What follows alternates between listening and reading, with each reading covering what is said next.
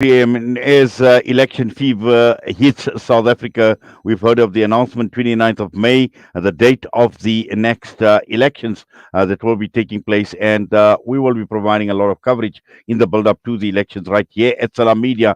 And this is starting next Friday, an event that Salam Media is hosting. And this is going to be at the Andalus Boutique on the 1st of March, from 7:30 to 9:30, with none other than Qaanitah Hunter, award-winning journalist, co-author of the book "Who Will Rule South Africa," which she will be talking about. She'll be doing a presentation together with panelists Dr. Imran Bakas, Dr. Faisal Suliman, who is going to be part of this broadcast with us right now, and Ibrahim Patel. Sister Qaanitah, Assalamu alaikum wa rahmatullahi wa barakatuh. Welcome to you. Wa alaikum salam wa rahmatullah. I'm really looking forward to next Friday. Okay, Yes, we certainly are as well. And Faisal, to you, Assalamu alaikum and welcome. Walaikum salam wa rahmatullahi wa barakatuh and Juma Mubarak to everybody. Yes, Qaanitah, Alhamdulillah, you've grown in leaps and bounds since you started off, as a young girl at CII, and Alhamdulillah, to the point where, you've become a household name, particularly from a journalistic perspective, but also in terms of how you've approached the political dynamics and the political landscape, how you've navigated, throughout your career as a journalist. So, Alhamdulillah, which has actually brought us to the publishing of this book, which is very, very appropriate. Who Will Rule South Africa? Now, if one had to listen to the president at the sauna, this book, I mean, he spoke about 30 years. This book actually speaks the direct opposite of 30 years of ANC rule, I would say, or a better part of the last 20 years. absolutely. What this book sought to do, Uncle Inait, was to track where we are as a country and how did we get here, and to paint a very balanced account of the last 30 years of the ANC government and the internal machinations that brought us to where we are as a country. We marked 30 years of democracy this year, and the 2024 general elections is regarded as one of the more important elections since the 1994 landmark vote, for two reasons. One, it's because it signals the end of majority party or ANC majority rule, and the secondly is that it really transitions us to what comes next for this democracy. And I think what was important about writing this book is to empower ordinary people to say, when you consider the future of South Africa, because ultimately the political future affects the lives of ordinary South Africans. So when you are considering, your ideas, your thoughts about this country, you should bear in mind this is where we come from. This is the rough idea of where we are, and this is what we think where we're going as a nation, and what you can and how you can play a role in the future of South Africa. Well, certainly, and also I think it's so important that you say about empowering people through this book, and I've been through this book actually, and it does empower people in more ways than one in terms of how they can navigate through the political landscape from democracy. You speak about failed promises, about a failing state, and I'd just like to bring Faisal into the discussion as well, because Faisal, I think one of the people, I think it was Faisal Hafaji, who spoke about is saying that if you're curious about the next few decades of political life in South Africa, this will be your map. And people are looking, Faisal, they're looking at direction. They need to know where they are heading, where this country is heading politically. And this is where this book and this event next week is going to be so important and so crucial. Dr. Lionel, yes, clearly, as Qaanitah has said, not only is the prospect of coalition governments looming on us, but when one looks at some of the metros and all of the nonsense that has carried on over the past few years, where there have been coalition governments and the circus that has followed it, it doesn't paint a rosy picture, firstly, about the stability, the workability of coalition governments. The other big choice, and of course, representing the South African Muslim Network, we always, and let me add that I don't see it as mutually exclusive what is good for the country as patriots, as South Africans, as people who are or ordered to serve humanity, and what is good for Muslims as mutually exclusive or as something that's an either or. For us, it's both. That given the Moonshot Pact and the problems we all know that has happened with the ANC internally, externally, and the government, and the alternatives. I mean, people have been punting an EFF, MK, ANC coalition. On the other hand, who will the Moonshot Pact go and coalesce with to get the 51% in the national government and maybe some of the provinces? So it's in more ways, it's interesting from the future mapping of South Africa. It is crucial from the workability and the stability. Is it going to be a government, for example, an EFF ANC, that sees more of the same or worse? And there are certain issues that impact Muslims directly, notwithstanding, what has happened in the ICJ, the stance of the Moonshot Pact on this. So it's clearly, and lest I forget, whoever hasn't registered to vote, you got a few days before this is gazetted and the opportunity to register to vote closes. So please, please, please, if you're listening, or tell your imam to announce it in the masjid, register to vote. Yes, and I just want to bring Qaanitah back into the discussion. Now, Qaanitah, obviously, the thinking behind writing this book again is to answer many, many questions that are at the back of a voter's mind.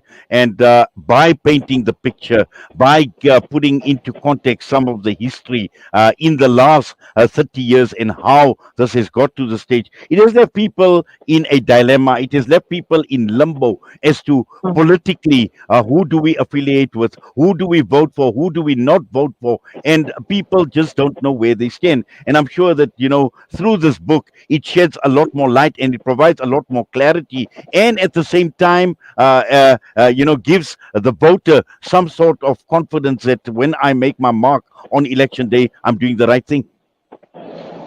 Absolutely. I think that the most important thing is to empower people to understand their role in democracy. If we do not play a role in this participatory democracy, it will be curtailed. We've seen it all over the world. It's an important moment for South Africa. And I think that what we seek to do is try to explain the importance of your participation in this democracy, particularly because we've seen the adverse consequences of people just simply opting out, and as a result, the impunity that took hold across our country. And so, what's important for me now is not to say, I think so and so should vote for X party or Y party. I think that what I'm trying to do is to educate people as to what are the questions that they should be asking, what are the points that need to be considered, to explain the phenomenon of why KwaZulu Natal is the hot battleground of this election, of how the election will be won or lost in KwaZulu Natal, why at least four major political parties are launching their manifestos in KwaZulu Natal, and why and how the possibility of the ANC losing its majority in at least two provinces and quite possibly nationally can have an effect on the ordinary South African. And so, and to make the point that what got us here to celebrate the tears of democracy was not just a mark on a ballot and walking away as the people. It's to actually hold our representatives accountable, to elect people who will represent us and therefore fulfill our mandate as ordinary South Africans. And so there's a lot to consider. The political terrain in South Africa is very fluid. As we've seen, the economy and joblessness, the economy is at an all-time low. Joblessness persists in South Africa, and people are living the consequences of bad politics every day. And so the question is, what is the future of South Africa? And my question to that question is a simple one. What do you want the future of South Africa to be? And so that's why I think it's important to have these discussions in society, because the days of apathy are over. The days of disenfranchisement, the days of sitting back, the days of shrugging our shoulders are over. And I think that more than ever, I wear a cap that says we have to participate for this participatory democracy to survive. Yes, and Faisal, just as a start, and this is the event that we are hosting next week in Durban, and for the very reasons that Qaanitah speaks about in terms of why it is so important to have these discussions, but also at the same time looking at the event that is taking place. We're talking about the lucrative Muslim vote, and you and I both know it. We see it on WhatsApp groups, we see it on chats all the time, that these debates are taking place, ongoing debates in terms of where do you fit in the political landscape of the country, who do you align yourself with. And I think this is very, very important, because this book sheds a lot of light. And again, as a Muslim community, politically we should be putting on our thinking caps as well, and take serious note of what people like Qaanitah is saying. And I think this is the reason why you also going to be part of this the list of panelists at this event that's taking place in Durban. I thought you just needed to fill a space, and that's why I'm on. No, I'm joking. Uh, no, absolutely, Hidayat. One, clearly, we really would like to see people attend, and I'm sure you'll give the details of that later. Yes, so, to make it a lucrative Muslim vote, I'll reiterate, it doesn't help if you're not registered to vote. So let's go vote. Um, there is leverage to be had from the voters' roll that shows a large registration among Muslims and general South Africans. And I don't think we need to be shy. And this is the SAMNET CAP speaking, or what we think is in the interest of the Muslim community, that they have to be leveraged in certain places. I think post October 7th, our stance, the repercussions that South Africa is still going to face for taking on Israel are still going to be felt. And I think the greatest support that there is for political parties that are on the right side of history, and this is not a vote for, campaigning for the vote of the ANC, there are others as well, is crucially important. And those chats that you speak to are people often just wanting direction or wanting to be pointed in a way that says, here are the two or three possible choices, and here are the ones you really shouldn't be voting for. And as Qaanitah has said, to our discredit, all of us, civil society, activists, people previously involved, handed over too much power to the civil society formations in particular. Yes, the government has had a hand in diminishing the role and the strength of Chapter 9 institutions. There's lots of ways to skin that cat. And I think it is time, no matter who comes into power, including the ANC, more likely than not with a coalition, is that we reclaim those spaces. And as we have to become active citizens again. We've seen what 30 years of leaving politicians to their own machinations has led to. And I think those whether it's street committees, whether it's masjid formation, whether it's your local CPF, etc., we need active citizenry. Past the election, I think we need to be more on top of our politicians. For a lot of people, the democratic dividend hasn't paid off by any means. I mean, I'm calling you. I'm doing this from Kwamashu. You mentioned Qaanitah's book, which unfortunately I haven't read, on the looting.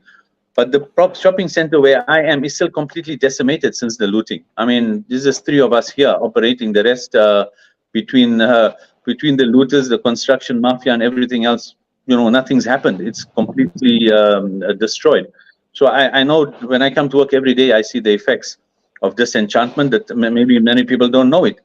There's burning in the townships every day, whether it's a small protest, street committees fighting outside, etc. I see it every day. So I understand, what is theory to many people in that budget speech.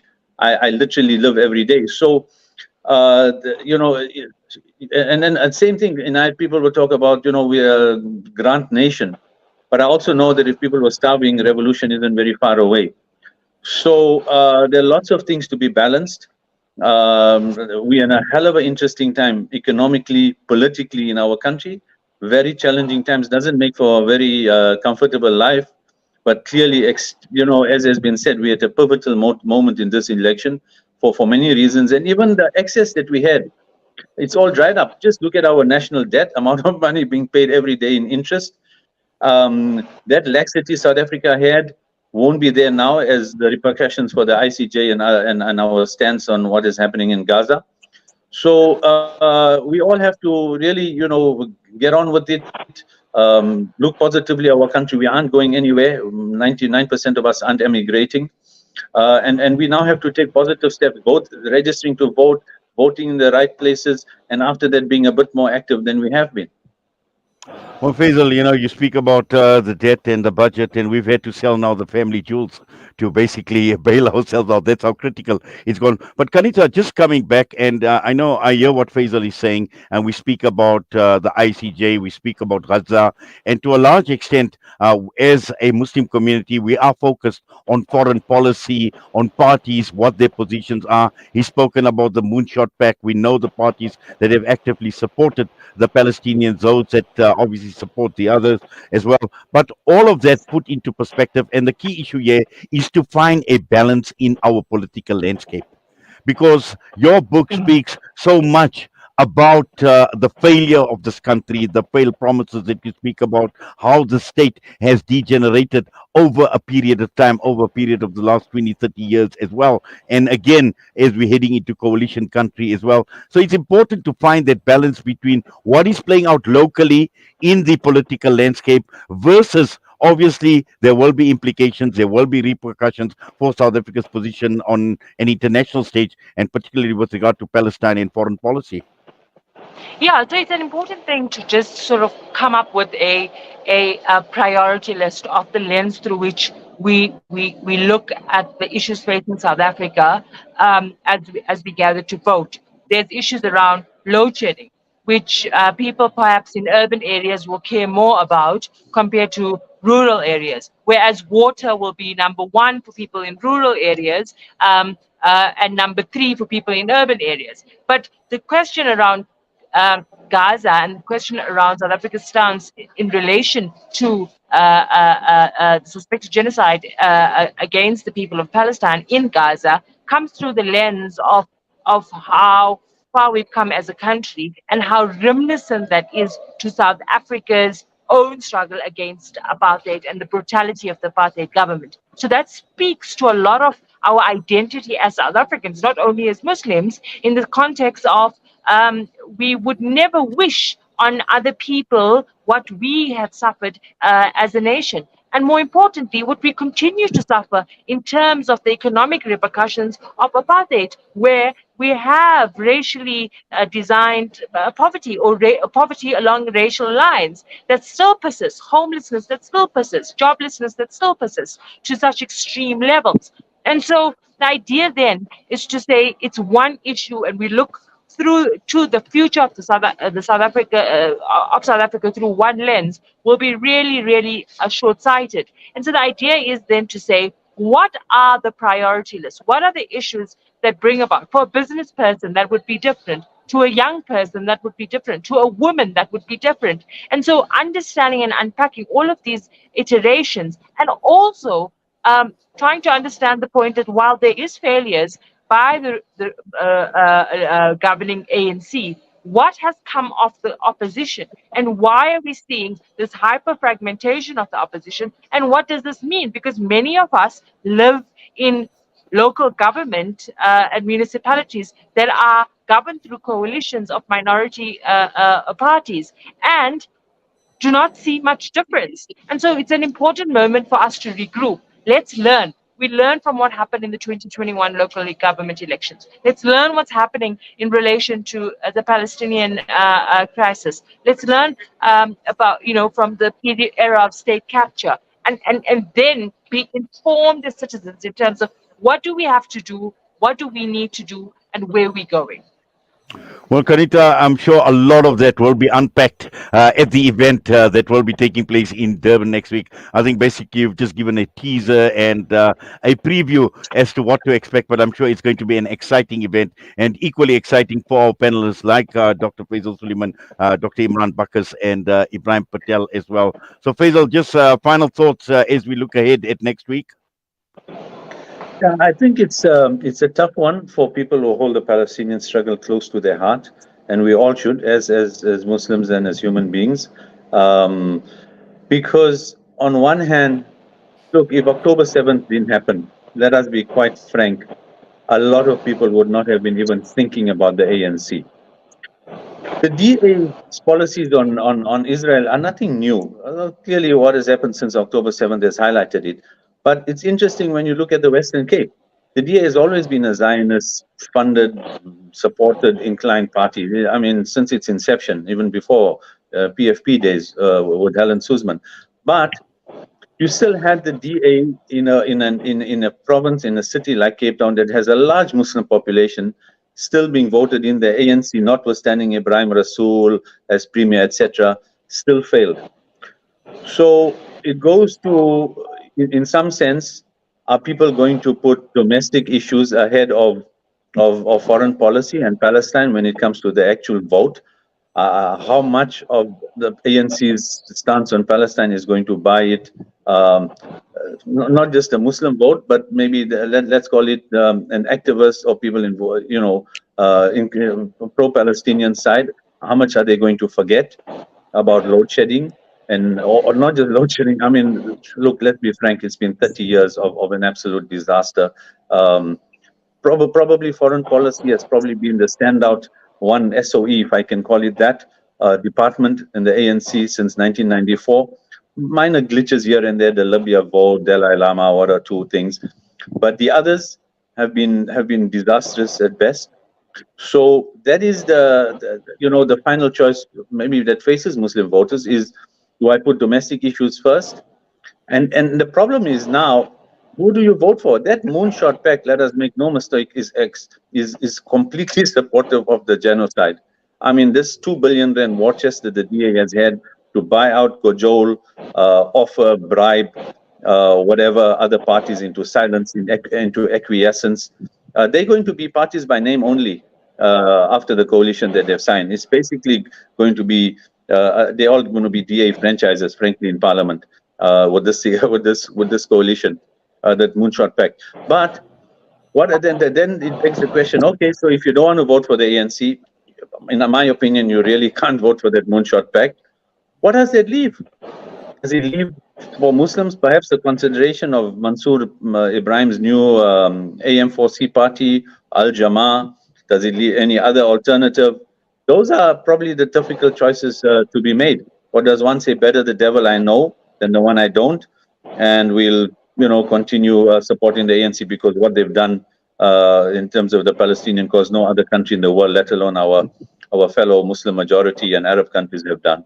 So it's like I said, politically very interesting. Not so much in terms of where the country can be headed and who makes the decisions that affects our lives on a daily basis.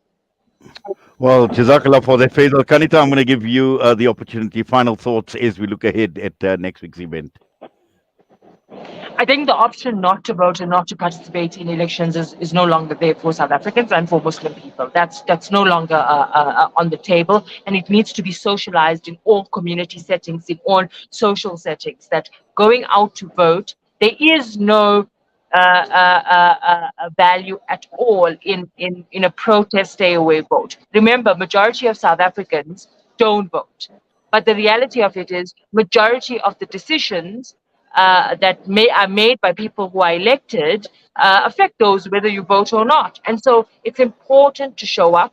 It's important to be educated, and it's important to understand that there is apathy just empowers crooked politicians from whichever political party. And so yes, it's a dilemma. Who do you vote for? But the reality of it is, it's who is going to be my representative that I am going to then hold accountable for a 5-year period. So if we're sending X party to Parliament, I am going to then lobby that person for my community issues, for my political standpoints in relation to different votes and legislations in Parliament, and make it and put pressure and breathe down the necks of the people that we elect, whoever we choose to put our X next to. Well, Qaanitah and Faisal as well, we're looking forward to next week as well. And I just want to put this up on screen again, that this is a book we will be talking about, Who Will Rule South Africa. And you can get your book. This book is available, Qaanitah, I'm sure on Amazon as well. The book is available for people wanting to get a Yes. hand on this book. Jazakallah. And as well, I mean, it will be signed copies will be on sale at the event next week, Friday. I really look forward to seeing everyone, to meeting everyone, and to just open the discussion for really frank and honest reflection. Well, perfectly, and I'm sure it will be extremely honest as well, but also robust at the same time. And just to remind our listeners, our viewers this morning, that this event will be taking place at the Andalus Boutique Hotel in Morningside in Durban, and that's next Friday, the 1st of March, from 7:30 to 9:30 p.m. Book your seat. You can call Firoza on 083 432 9163. There is limited seating available. And again, together with Qaanitah Hunter, Dr. Imran Bakkars, Dr. Faisal Suliman, and Ibrahim Patel will be the panelists. So join us for this gripping account of South Africa's 30 years of democracy, but more importantly, as we head towards the election, the question that this book is asking: who will rule South Africa? And we're looking forward to the event next week, inshallah. But to you for now, Qaanitah, Jazakallah, I see you are at the airport, so safe travels wherever you're heading to as well. And Dr. Faisal, Jazakallah for your time as well. Assalamu alaikum wa rahmatullahi wa barakatuh. And thank you for having us. Brings us to the end of this morning's edition of News and Views. We've had to overrun slightly, but it's important that we have this interview. But more importantly, we want to see you. We want your presence at this event, and remind you that there is definitely limited seating. Tickets are being sold, and please contact Firoza 083 432 9163. And with that, I'm going to be signing off. It's time for me to wish you well for this day of Jummah. Alhamdulillah. Once again, let us remind ourselves of our duties on this day of Jummah, and where we can actually benefit through du'as, to reciting salawat, durood on Nabi Sallallahu Alaihi Wasallam in excess as well, Surah Kahf, as well as the ulama encourage us, and take note of the special times when du'as are accepted. So make dua for the ummah at large, make dua for our brothers and sisters in Palestine.